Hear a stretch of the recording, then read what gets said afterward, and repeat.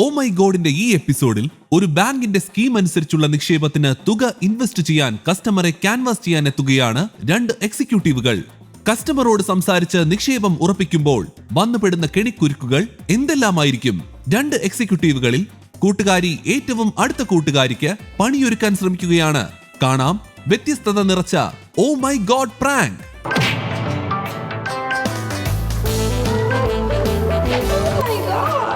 സാറിന് ഒരു ദിവസം വിളിച്ചിട്ട് കിട്ടില്ല, എന്നെ വിളിച്ചത് നിങ്ങളാണ്? അതെ അതെ അതെ. നമുക്ക് നല്ല ഇൻവെസ്റ്റ്മെന്റ് പ്ലാൻ ഉണ്ട്. അന്നേരം എൻ്റെ ഫ്രണ്ടാണ്. അന്നേരം ഞാനാണെങ്കിൽ പറഞ്ഞ് ഞാൻ സാറിനെ ഒന്ന് ഇൻട്രൊഡ്യൂസ് ചെയ്തു. ഞാൻ 8-9 വർഷം കൊണ്ട് സാറിനോട് ഉണ്ട്. മോ ഉണ്ട്, അബുദാബിയിലാണ്. അവൻ ഈ ഇടയ്ക്ക് ഇവിടുത്തെ ഇന്ത്യയിലെ 1,25,00,000 രൂപ ലോട്ടറി അടിച്ച്. അങ്ങനെ ആ പൈസ എടുത്ത് കുറച്ച് സ്ഥലം ഇടയ്ക്ക് വാങ്ങിച്ച് ഇപ്പൊ എവിടെയെങ്കിലും 10-25 ലക്ഷം രൂപ മറ്റേ എന്താ ഇടുവല്ല, ABCD എന്താ പേര്? ഞങ്ങളുടെ ഇൻവെസ്റ്റ്മെന്റ് ഷെയർ മാർക്കറ്റ് ആണ് ഉദ്ദേശിക്കുന്നത്. എന്തെല്ലാം ഒരുമിച്ച് കൊണ്ട് അങ്ങനെ അതിന്റെ സംഭവം ചെയ്യണമെന്ന് പറഞ്ഞുകൊണ്ട് ആൾക്കാർ എന്നെ നടന്നു. നിങ്ങളാണ് വിളിച്ചിരുന്നല്ലേ? ഞാനാ വിളിച്ചിരുന്നത്. ഹലോ സാറേ. സാറേ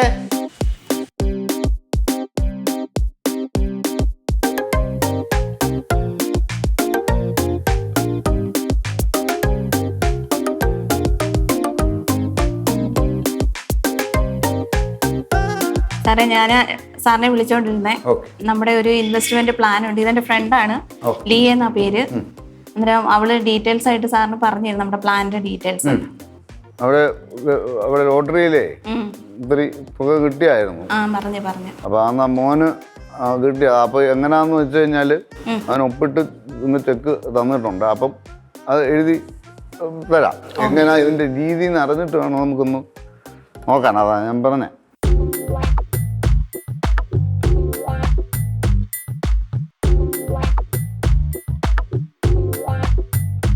സിമ്പിൾ ആയിട്ട് പറഞ്ഞുതരാം. സാർ ഇപ്പൊ 10 ലക്ഷം രൂപ ഇൻവെസ്റ്റ് ചെയ്ത അടുത്ത 2-ാം വർഷത്തിന്റെ അവസാനം മുതൽ സാറിന് അതിനകത്തൊരു ഇൻകം സ്റ്റാർട്ട് ചെയ്യും. ഈ ഇൻകം എന്ന് പറഞ്ഞാൽ ഏകദേശം ഒരു 3 ലക്ഷം രൂപയ്ക്ക് അടുപ്പിച്ച്, 3 ലക്ഷം അതിൽ കൂടുതൽ വരും. 3 ലക്ഷം രൂപയ്ക്ക് അടുപ്പിച്ച് സെക്കൻഡ് ഇയർ മുതൽ അതിനകത്തൊരു ഇൻകം വന്നു തുടങ്ങും. എവിടെ? നമ്മുടെ മെച്യൂരിറ്റി എന്നാണോ നമ്മൾ ഉദ്ദേശിക്കുന്നത് അതുവരെ ഈ ഇൻകം ഇങ്ങനെ കണ്ടിന്യൂ ചെയ്യാം. അതായത് 10 ലക്ഷം രൂപ നമ്മൾ അടയ്ക്കുന്നു. 2-ാം വർഷത്തിന്റെ എൻഡ് മുതൽ നമുക്കൊരു 3 ലക്ഷം രൂപയ്ക്ക് മേളിൽ ഇൻകം കണ്ടിന്യൂ കിട്ടിക്കൊണ്ടിരിക്കുന്നു. ഈ ഇൻവെസ്റ്റ്മെന്റില് നമ്മൾ ലൈഫ് കവറേജ് കൂടി കൊടുക്കുക. പ്ലസ് ആണ് ഇൻവെസ്റ്റ്മെന്റ് പ്ലസ് ലൈഫ് കവറേജ് ആണ്. ഇത് സാറിന് ഇയർലി എടുക്കാം, എടുക്കാതിരുന്നാൽ വീണ്ടും നമ്മൾ ഈ പറഞ്ഞതിന് പുറമെ 3% അക്യൂമുലേറ്റ് ചെയ്യും വീണ്ടും. തട്ടിപ്പോണെങ്കിലോ? അങ്ങനല്ല സാർ, എനിക്ക് തുടങ്ങണ്ടേ? അത് ഞാൻ പറഞ്ഞു.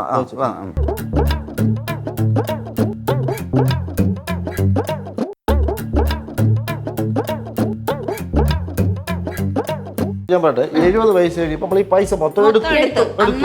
അത് 71ാമത്തെ വയസ്സിൽ തട്ടിപ്പോയി. അടിപൊളി പ്ലാൻ. പറഞ്ഞത് നിനക്ക് മനസ്സിലായില്ല? പ്ലാനിനകത്ത് വരുന്ന ഒരു ബെനിഫിറ്റ് എന്ന് പറഞ്ഞാൽ ഏകദേശം 2.5 കോടിക്ക് മേളിൽ ഇൻകം മാത്രം കിട്ടുന്നുണ്ട്. ഞാനൊന്നും എടുക്കാതിരുന്നു കഴിഞ്ഞാൽ എടുത്താലും ഇത് സാറിനുള്ള ഇൻകം. അത് സാറിന് എടുക്കാതിരുന്നാൽ അഡീഷണൽ 3% എടുത്താൽ ഈ 3% മാത്രമേ ഒഴിയുള്ളൂ. ഞാൻ വല്ല ചെയ്താലും ഇപ്പൊ നമ്മള് ഈ വല്ല ആരെയും തല്ലി കൊന്നാൽ നമ്മളെ അല്ലെ കുറച്ച് അവര് ചോദിച്ചു ഞാൻ എടുത്തിട്ടല്ലേ സാറേ. അതിന് അങ്ങനെ ചാവേണമെന്നുണ്ടെങ്കിൽ അവന്റെ കൈ കൊണ്ട് $500 കൊടുത്തിട്ട് ഞാൻ എന്തെങ്കിലും ഒരു സാധനം വാങ്ങിക്കാൻ ഇവിടെ നിന്ന് വിട്ടു എന്ന് വെച്ചു. അതിൽ 500 കിട്ടത്തില്ല, പക്ഷെ 750 കണക്ക് അവന്റെ കൈ കാണാം.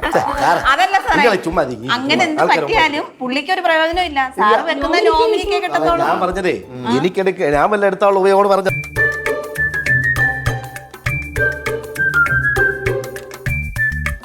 ഞാന് അവനുമായിട്ടൊന്ന് സംസാരിച്ചൊന്ന് ക്ലിയർ ചെയ്യട്ടെ.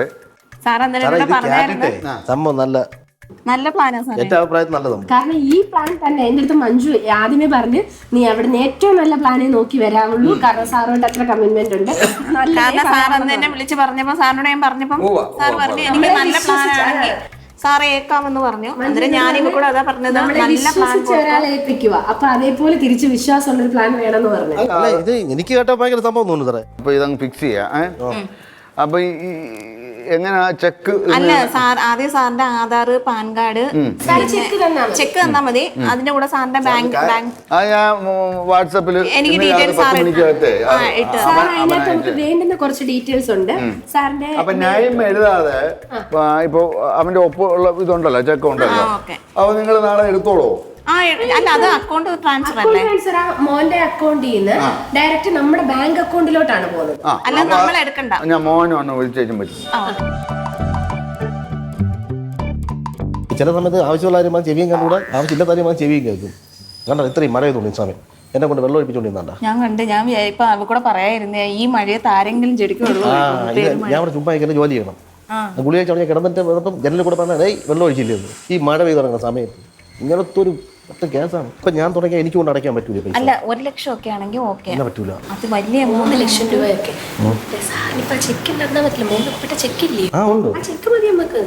അതാണ് ചോദിച്ചത്. ചെക്ക് മതി. ഞാൻ വിചാരിച്ച സാറ് വന്ന് ക്യാഷ് എടുത്ത് തരുന്നതാണ്. ഈ സാറ് ചെക്ക് ഒപ്പിട്ട് ചെക്ക് ഒപ്പിട്ട് തരും. അത്ര ആ സംഭവം ഞാൻ പറഞ്ഞ സാറ് അതും ഡൗട്ട് അടിച്ചോ പൈസ. അല്ലല്ല, ഒന്ന് പറയോ? ചെക്ക് തന്നാ മതി, പൈസ വേണ്ട. അതാണ് സാറ് ചോദിച്ചത്. ഞാൻ പറയാം.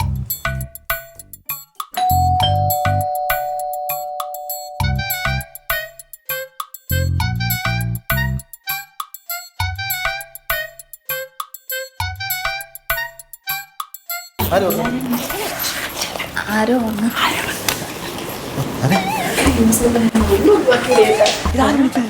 വീട്ടിൽ വന്ന് ഇനി അല്ലെങ്കിൽ നാളെ എന്തേ ചേട്ടൻ പറഞ്ഞിട്ട് ബാങ്കിൽ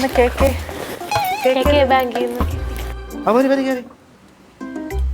സാർ ഇപ്പൊ ഇത് കിടക്കണം. എനിക്ക് ഇത് വിളിച്ചതാരാണ്? നിങ്ങൾ വിളിച്ചേ? ചേട്ടനെ ഞാൻ ചേട്ടൻ പറഞ്ഞിട്ട് നിങ്ങൾ എന്നെ വിളിച്ചത്? അയ്യോ, ഞാനും വിളിച്ചു. 2 നമ്പർ വന്നു. അപ്പൊ സാറ് പറഞ്ഞു സാറിന് നമ്പർ എന്റെ പേരിലാ വിളിച്ചത്. മഞ്ജു എന്നല്ലേ സാറ് വിളിച്ചു പറഞ്ഞു. ഞാനാ മഞ്ജു. പേര് പറഞ്ഞു, എന്റെ പേരാ പറഞ്ഞേ. അപ്പൊ നിങ്ങൾ എന്നെ വിളിച്ച ആരാണ്? നിങ്ങൾ ഞങ്ങളാണ് വിളിച്ചത്. ഞങ്ങൾ ഇന്നലെ അപ്പൊ പറഞ്ഞു 5:30 മണി കഴിയുമ്പോ വരാൻ പറഞ്ഞു. ഞാൻ ഡീറ്റെയിൽസ് എല്ലാം വാട്സപ്പ് ചെയ്ത് തന്നിട്ടുണ്ടായിരുന്നു. ഞാൻ ഫോൺ പോട്ടെ സാറില്ല, അവർക്ക് അവരോട് കഥ ഇവിടെ പറയട്ടെ കേട്ടാ. നീ പറഞ്ഞു കൊടുക്കിട്ട് നിങ്ങളോട് പറഞ്ഞു കൊടുക്കും. സാറിനെ വിളിക്കാം കിടക്കും. അവരെ കാര്യമൊക്കെ അവർ പറഞ്ഞു. സാറിന് അത് ഇഷ്ടപ്പെട്ടാണ് എനിക്ക് പോയത്. സാറ് ഞാനെല്ലാം സാറിന് ഡീറ്റെയിൽസ് ഇട്ട് കൊടുത്തിട്ടുണ്ടായിരുന്നു വാട്സാപ്പിൽ. പൊട്ടക്കണ്ണിട്ട് എങ്ങനെ കാണുന്നത്? നിങ്ങൾ ഇട്ട് കൊടുക്കും.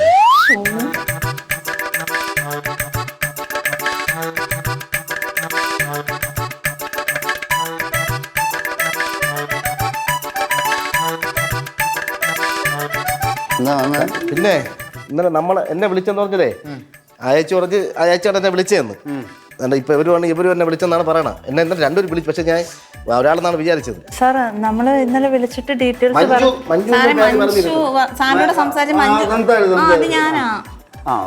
മായി എന്ന് പറഞ്ഞിട്ട് ഞാൻ വിളിച്ചിട്ടുണ്ടായിരുന്നു. അപ്പൊ ഡീറ്റെയിൽസ് എല്ലാം അയച്ച് സാറിനെ കാണിച്ചു എന്നും പറഞ്ഞ് ഞാൻ 2ാമത് വിളിച്ചപ്പോ സാറിന് ഇൻട്രസ്റ്റ് ഉണ്ട്. 5:30 ആകുമ്പോഴത്തേക്ക് അപ്പോയിന്റ്മെന്റ്. സാർ ഞാൻ ഇന്നലെ അതിന്റെ ഡീറ്റെയിൽസ് എല്ലാം സാറിന് ഇട്ട് തന്നിട്ടുണ്ടായിരുന്നു. നമ്മുടെ ഇപ്പൊ പുതിയൊരു ഇതാണ്. അപ്പോൾ ആദ്യത്തെ 10 കസ്റ്റമർക്ക് നമ്മൾ നല്ല ഓഫർ പ്രൊവൈഡ് ചെയ്യുന്നത്. അപ്പോൾ അതിന്റെ ലൈഫ് ഇൻഷുറൻസിന്റെ ഡീറ്റെയിൽസ് ഒക്കെ ഇട്ട് തന്നത്. ഇപ്പം മിനിമം ഒരു 2 lakhs ആണ് ഇൻഷുറൻസ് ഇത് ചെയ്യുവാണെന്നുണ്ടെങ്കിൽ ഫസ്റ്റ് ഇയർ 2 lakhs ചെയ്യുവാണെന്നുണ്ടെങ്കിൽ നെക്സ്റ്റ് ഇയർ അതിന്റെ ഇൻട്രസ്റ്റ് ഉണ്ടാവും. അതിന്റെ ബാലൻസ് നമ്മൾ പേ ചെയ്താൽ മതിയാവും. സാറേ, അതിനെക്കാട്ടും ബെറ്റർ പ്ലാനാ സാറേ നമ്മള് കോടികളുടെ കണക്കിനകത്ത് നമ്മൾ പറയുന്നത്. നമുക്ക് നല്ല ഓഫേഴ്സ് ഉണ്ട്. കാര്യം ഞാൻ പറഞ്ഞില്ലേ, പുതിയ ബാങ്ക് ആയതുകൊണ്ട് തന്നെ ഫസ്റ്റ് നാഷണലൈസ്ഡ് ബാങ്കാണ്. അവര് പറയുന്നത് അതൊന്ന് കേക്ക് ഏതാ നല്ലതെന്ന് കിട്ടും. എനിക്ക് എന്തായാലും ഈ പൈസ ഇങ്ങനെ വെച്ചോണ്ടിരിക്കാൻ എനിക്ക് താല്പര്യമില്ല. ഇത് പുതിയ ബാങ്കാണ്. നമ്മുടെ പറയുമ്പോൾ നാഷണലൈസ്ഡ് ബാങ്കാണ്. പിന്നെ അതുപോലെ തന്നെ നമ്മുടെ ഫസ്റ്റ് 10 കസ്റ്റമർക്ക് നമ്മൾ നല്ല 50% ഓഫറാണ്. എന്ത് ഇത് വന്നിട്ടുണ്ടെങ്കിലും 50% ഓഫർ.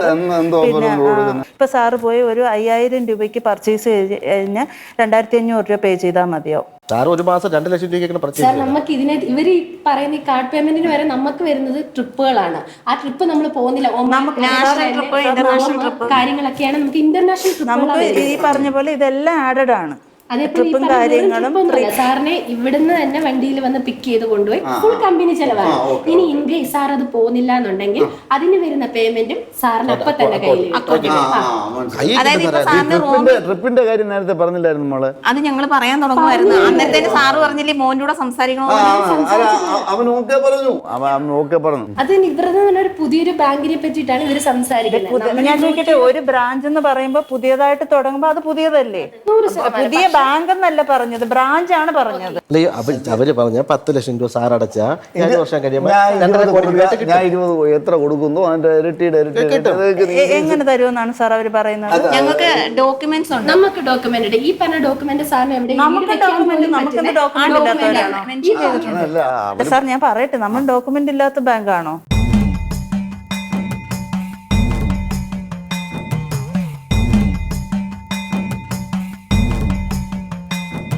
നമ്മൾ 10 പേരിൽ ഒരാൾക്കല്ല, വാല്യുബിളായിട്ട് നമുക്ക് ഒറ്റ കസ്റ്റമറെ ഉണ്ടാവും. മോളെ പേര് ലിയയുടെ പേരിൽ എത്ര സിറ്റിസൺ പോയിട്ടുണ്ട് നമ്മളെ?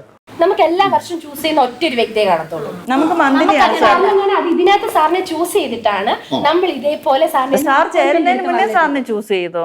അത് മനസ്സിലാക്കിയോ സാർ? ഇത് പറ്റിപ്പാണോ? സാറിനെ ചൂസ് ചെയ്ത് സാർ അതിന് ഓക്കെ ആണ്, അതിന് പറ്റിയൊരു കസ്റ്റമർ ആണെന്ന് തോന്നിയിട്ടാണ് സാറിനെ. സാർ നമുക്ക് മന്ത്ലി ആണ് കേട്ടോ, മന്ത്ലി ആണ്. 10 പേരിൽ ഒരാളെ പറയുന്നത്. ഇപ്പോഴാണ് ഇവർ ട്രിപ്പിന്റെ കാര്യം പറഞ്ഞെന്ന് പറയുന്നത്. നമ്മൾ പറഞ്ഞതിന് ശേഷമാണ് ഇവർ ട്രിപ്പിന്റെ കാര്യമൊക്കെ പറഞ്ഞത്. സാറിന്റെ ഓപ്ഷൻ സാറിന് നമ്മൾ പറഞ്ഞതിന് ശേഷം ഒരു മിനിറ്റ് സൗകര്യം, ഒരു മിനിറ്റ് സാറേ.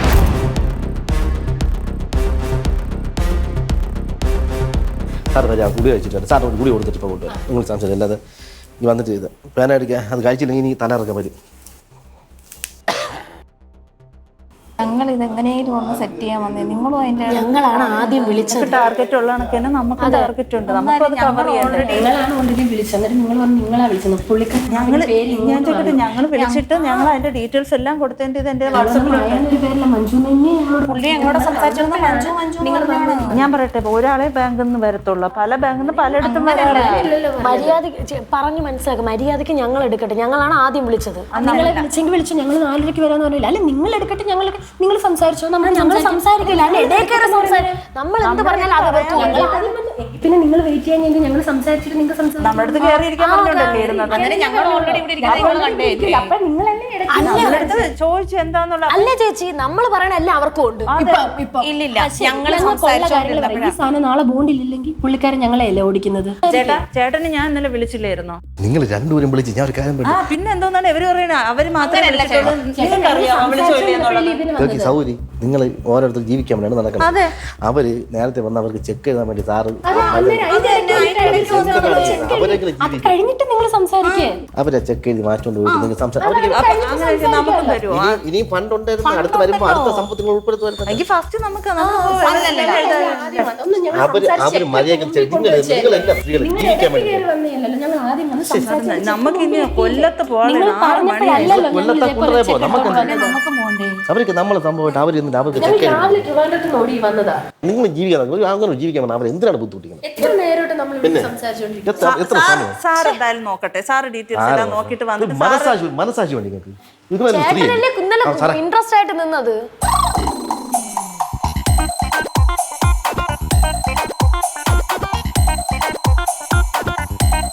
നിങ്ങൾ പറയുന്നത് ഓക്കെ, പക്ഷെ അവരാദ്യം വന്നു. സാർ ഇപ്പൊ ഇവരെന്റെ അടുത്ത് പറയുന്നത് എന്താണെന്നറിയോ? നിങ്ങൾ എന്തിനു സാറിന്റെ അടുത്ത് സംസാരിച്ചു? സാർ എന്റെ അടുത്ത് പറയാൻ പറഞ്ഞു, ഡീറ്റെയിൽസ് പറയാൻ പറഞ്ഞല്ലേ ഞാൻ സംസാരിച്ചത്. ഞാൻ എന്തിനു വന്നു എന്നാ ഞാൻ ചോദിച്ചത്. അതെ, ഡീറ്റെയിൽസ് പറഞ്ഞു. അവര് പറഞ്ഞു തീർന്നിട്ട് സംസാരിച്ചപ്പോ അവർ സാറ് ഞാൻ ചോദിക്കുമ്പോ മിണ്ടാണ്ടിരിക്കണമായിരുന്നു.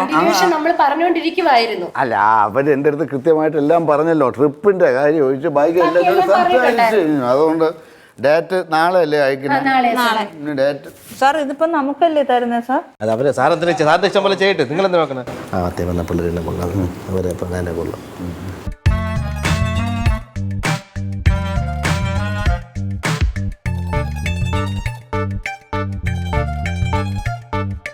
മോളെ ലേറ്റ് ആയിപ്പോയി. സാർ അങ്ങനെ പറയില്ല സാർ. ഞാൻ ഇന്നലെ ഡീറ്റെയിൽസ് എല്ലാം ചെയ്തത് നമ്മൾ അതനുസരിച്ച് നേരത്തെ അത് ചെയ്തിരുന്നെങ്കിൽ ഇത്ര ഐശ്വര്യമായിട്ട്. കിഴക്ക് ഇങ്ങനെ തന്നെയാണല്ലോ ഇരിക്കുന്നത് അല്ലേ? കിഴക്ക് തന്നെ സാർ. വേറെ ഒന്നും വിചാരിക്കരുത്. എനിക്ക് എൻ്റെ നല്ല അവർ തന്നെ സാറേ നല്ലത്, അവർ തന്നെ നല്ലത്.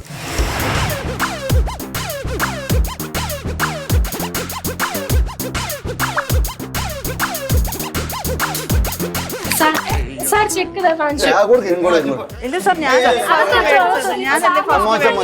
അല്ല സാർ ഞാൻ സാറിനെ ഇല്ല സാർ ഞാനല്ലേ ഇത് ഫസ്റ്റ് ഞാൻ അവർക്ക് കൊടുത്താണ് ആ ചെക്ക് കൊടുക്കുന്നത്. അത് തെറ്റായ ഇടപാട്. കണ്ടോ അത് ശരിയായ അപമാനിച്ചുണ്ടോ? സാർ തന്നതിനപ്പുറം സാറിനേക്കാൾ സാർ ഞാൻ കൈ തെറ്റിയപ്പോ സാറല്ലേ എന്റെ കയ്യിലോട്ട് തന്നത്. അതെ സാർ അത് ശരിയുള്ള എനിക്ക് കാര്യമല്ല ഞാൻ വയസ്സായ ഒരാളാണ്. മോൾ ഇങ്ങോട്ട് മാറിക്കും, ഇങ്ങോട്ട് മാറിക്കും. ചെക്കിങ് എടുക്കും, ചെക്ക് കൊടുക്കും. സന്തോഷത്തോടെ തന്നതാണ് പറ്റത്തില്ല എന്റെ കയ്യിലോട്ടാണ് തന്നത് സാർ. പക്ഷെ എന്റെ കയ്യിൽ തന്ന സാധനം തട്ടിപ്പറിച്ചത് സാറിനെ അപമാനിക്കുന്നതിന് ഒന്നും രണ്ടും പൈസ ഇല്ല, 20 ലക്ഷം രൂപ അങ്ങോട്ട് സാറ് സെക്യൂർ ആയിട്ട് കസ്റ്റമറിന്റെ പെർമിഷൻ ഇല്ലാതെ കസ്റ്റമറിനെ തട്ടിപ്പറിക്കുന്ന ബാങ്ക് എങ്ങനെ മെച്ചൂരിറ്റി വരും സാർ? ചേച്ചിയുടെ കയ്യിലല്ലേ എന്ന് പറഞ്ഞാൽ കൊടുക്കും. കള്ളത്തിന് എങ്ങനെയാ പറയാൻ കൊള്ളാമോ? തന്നെയാണോ തട്ടിപ്പറിച്ചത്? ഒരു കാര്യം സ്ത്രീകളായോട് ഞങ്ങൾക്ക് ദേഹത്തോടാൻ പോലും പറ്റില്ല. മറ്റേ ചെക്ക് കൊടുക്കും അവർക്ക്.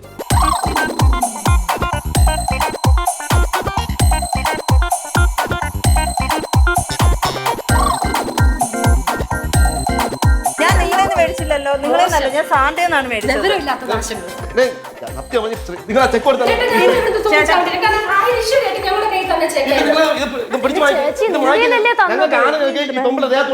നിങ്ങൾക്ക് നാണമില്ല ഈ കള്ളത്തരം പറയാൻ. ഒരു കള്ളത്തരം ഒരു കള്ളത്തരം നമ്മുടെ കയ്യിലേക്ക് തന്നത് തന്നെയാണ്. ചെക്ക് ഇവിടെ ഇതിനകത്തുണ്ട് മനുഷ്യന്റെ കയ്യിൽ നിന്ന് ഫോണൊക്കെ എടുത്ത് മാറ്റി വെക്കണം, മിക്കവാറും അല്ലെങ്കിൽ അത് കട്ടോണ്ട് പോകും. പിന്നെ നമുക്ക് നിന്റെ ഫോൺ എന്തിനാണ്? എടി പൊടി നീ ഒന്ന് വിളിക്കണേ. നാശം എന്ന് വെച്ചതാ. അങ്ങനെ വിളിച്ചോ? ഇനി അല്ല എടി പോയി എന്ത് നീ അല്ലാണ്ട് നാണം വേണ്ടി കസ്റ്റമർ പെർമിഷൻ ഇല്ലാതെ ചെക്ക് കട്ടോണ്ട് പോകാനൊക്കെ പറ്റുമല്ലേ വേണമെങ്കിൽ? പറ്റും. ഇത് ട്രൈ ചെയ്ത് നോക്ക്.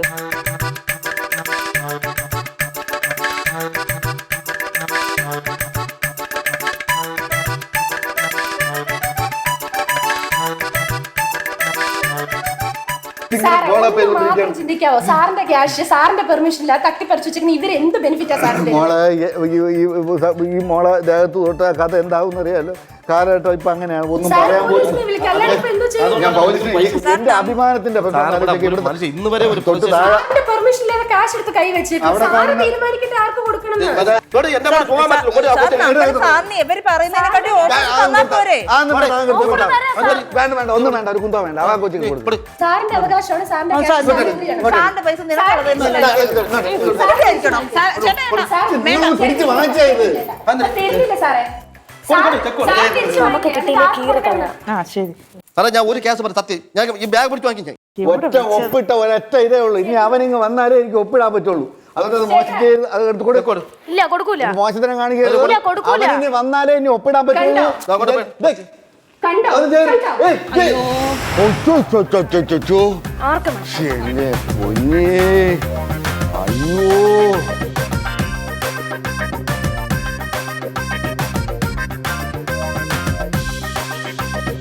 സാർ നമ്മള് അത് സാറിന്റെ അടുത്ത് ക്ലിയർ ആയിട്ട് പറഞ്ഞു തന്നെയാണ്. ഇവര് ചുമ്മാ കിടന്ന് പ്രശ്നം ഉണ്ടാക്കുന്നതാണ്. പ്രശ്നം ഉണ്ടാക്കിയപ്പോ സാറിന് സൂപ്പർ മാർക്കറ്റിലെ പയ്യന്മാരെ വിളി.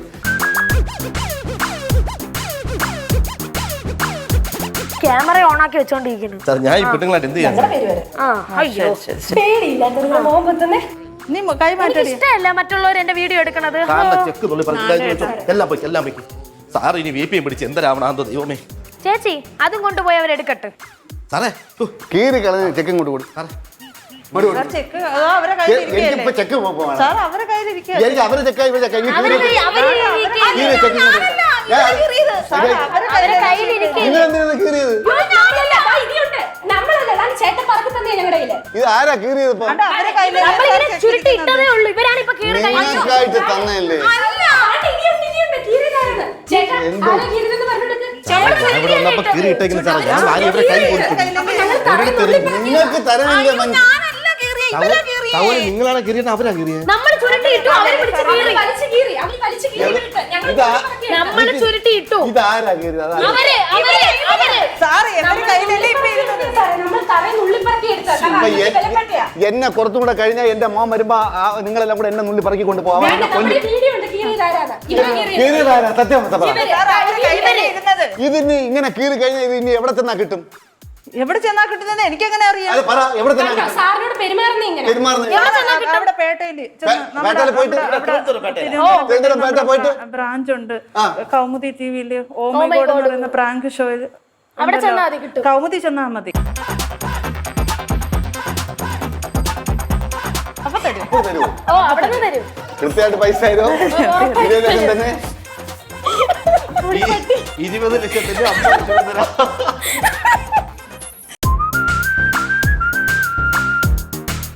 മെൻസ് വേൾഡ് ബാലരാമപുരം നെയ്യാറ്റിൻകരയും ഡീപോൾ കാറൻ ബൈക്ക് വാഷ് നൽകുന്ന സമ്മാനം.